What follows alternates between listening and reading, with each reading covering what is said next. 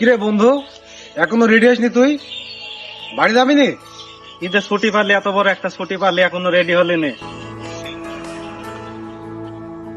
না, আমি কই যাব?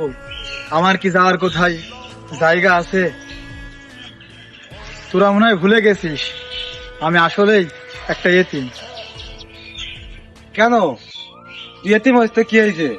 তোর আত্মীয় স্বজন আছে না? কাকুর বাসায় যাবি? হ্যাঁ, তরিকল কিন্তু ঠিকই বলছে। চ আমরা একসাথে রওনা দি। চ। হ্যাঁ, তুফান তোর ঠিকই কইছে। না রে, আমি চাইলেই কি যাইতে পারবো? আমার আত্মীয় স্বজন যদি চাইতো তাদের বাড়িতে যাওয়ার জন্য, তাহলে তারা তো আমার খোঁজ খবর রাখতো।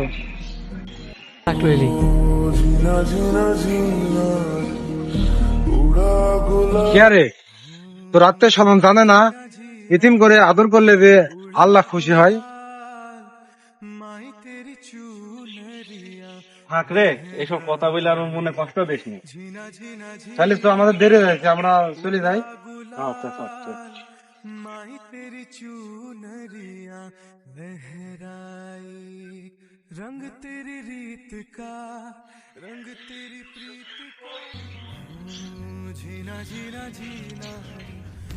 মা, বাবা, আজ এই মাদ্রাসার ছেলে পেলে সবার ছুটি হয়ে গেছে।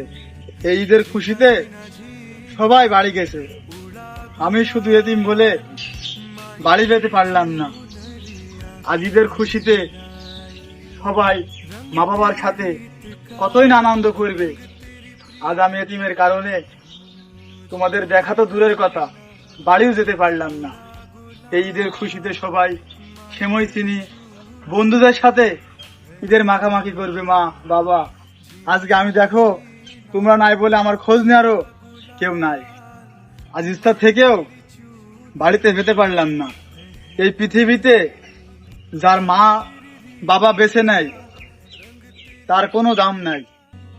মা বাবা যে কত আপন জিনিস, যার বেঁচে আছে সে না বুঝলেও যার মরে গেছে সে ঠিকই বুঝতে পারছে।